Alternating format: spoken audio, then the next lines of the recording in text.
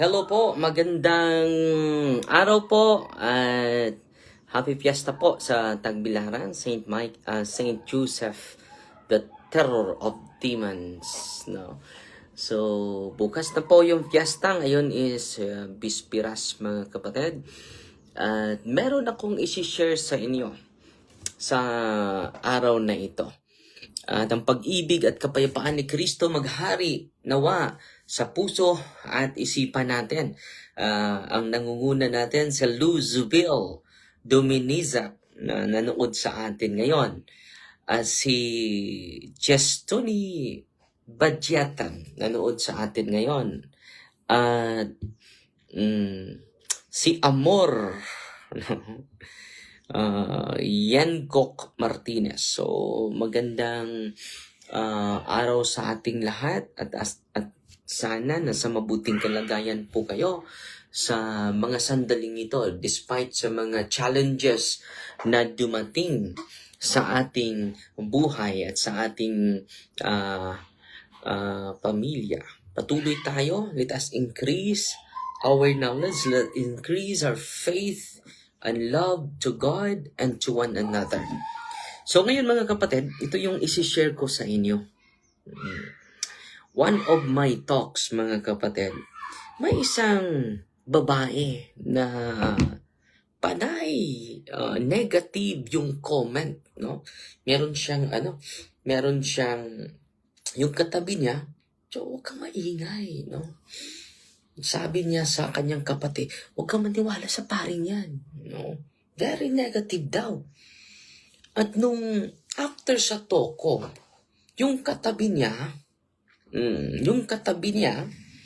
ay unang pumupunta sa akin. Unang lumapit sa akin.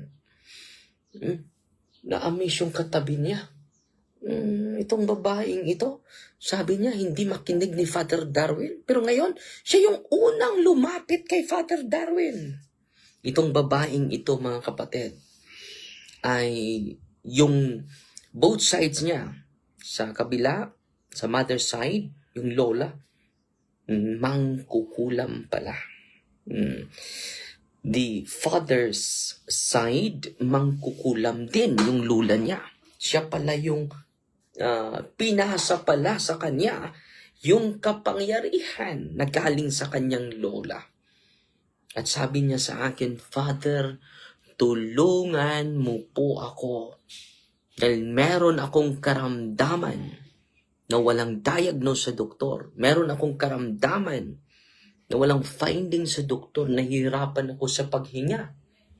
Pero normal naman yung pitik sa damdamin ko. Nahirapan ako sa lulon ng sarili kong laway. No? So yung katabi niya ay na-shock. Sabi mo, hindi makinig kay Father Darwin. Sabi niya, hindi maniwala kay Father Darwin. Ngayon, nag-bless. No? Ito yung naobserbahan ko mga kapatid. Yun palang unclean spirits na nag-disturb sa kanya, yun pala yung negatibo. Yun palang laging nag-object while nagtutok ako sa maraming tao. Lumapit itong babae sa akin at humingi ng tulong. At babasahin ko po, no, grabe pala yung occult contamination ng kanyang buong pamilya, mga kapatid. No, ito po ay apo ng mga mangkukulam. Nag-surrender, no, sa sugo ni Kristo. Na surrenders to Jesus Christ. So, ito po, babasahin ko po yung narrative, mga kapatid. Friends, once again, a soul has been brought to grace. A grandchild of two individuals involved in sorcery has surrendered at St. Michael, the Archangel, Office of Exorcism Center, after enduring a long-standing unexplained affliction. Meron siya mga karamdaman na hindi ma-diagnose ng mga doktor. Despite repeated consultations with experts, with medical experts, no clear diagnosis has been established. So kaya pala, na walang findings lahat ng mga, just imagine, yung paglulo ng sariling laway niya, ang sakit. At yung, yung nahihirapan siya sa paghinga, mga kapatid. She shared that she has been entrusted with a power, a spiritual power or virtue, o hiyas, or tahas, by her grandmother who practiced sorcery. So hindi talaga, nag-practice talaga ng pagkukulam. Nag-practice talaga sa pambarang. So, mga kapatid, nakikinig kayo ngayon, kung meron kayong mga ninuno na mga mangkukulam, na buhay pa ngayon, mga lulo, mga active na mga tao, na buhay pa ngayon, no, please advise them to go to the nearest exorcist in their diocese para matulungan natin sila. At hindi na maipasa katulad ng apo na lumapit sa atin ngayon sa office natin. Grabe, no? She shared that she had been entrusted with a virtue or spiritual power by her grandmothers. Sa mga lula niya, both sides, nakatanggap siya, who practice literally sorcery, nag-practice sa pagkukulam, sa pagbabarang. Over time, she began to experience troubling symptoms, frequent difficulty in breathing, an inability to swallow her own saliva, and other conditions she could not fully understand.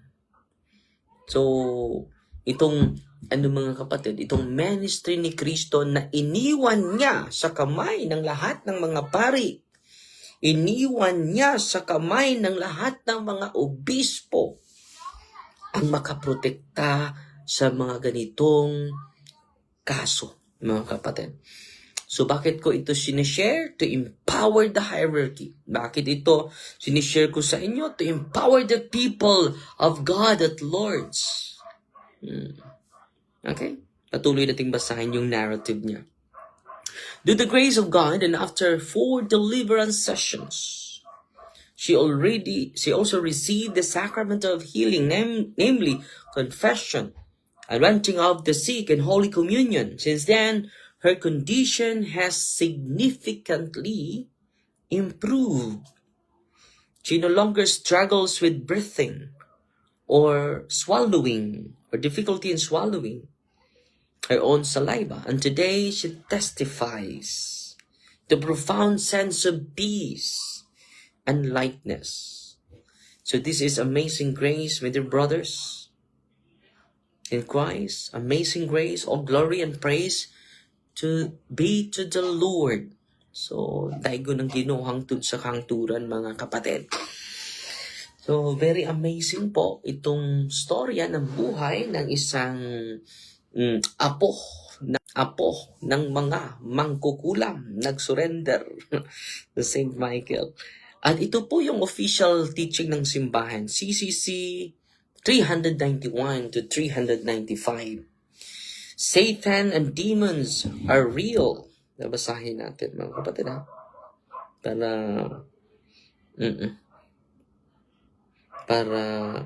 mabigyan tayo ng linaw patungkol sa official na aral ng ating inang simbahan po.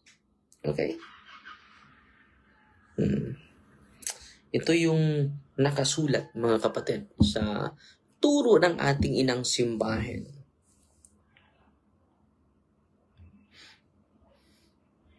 The Scene of Angels, 391. The Church teaches that behind the temptation of our first parents stands a fallen angel, traditionally called Satan or the devil.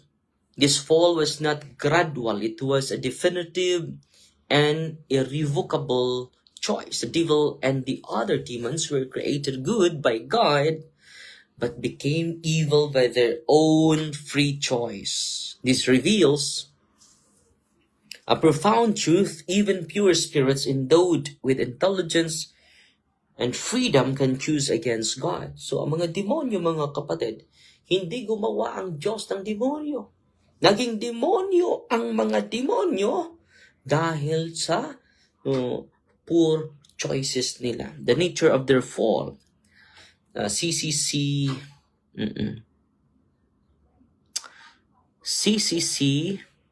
392 to 393. Scripture speaks of this fall indirectly. He was a murderer from the beginning. John chapter 8 verse 44. The rebellion is echoed in the cry, non serviam, I will not serve. The fathers of the church often interpret this as radical pride, a refusal to accept God's plan.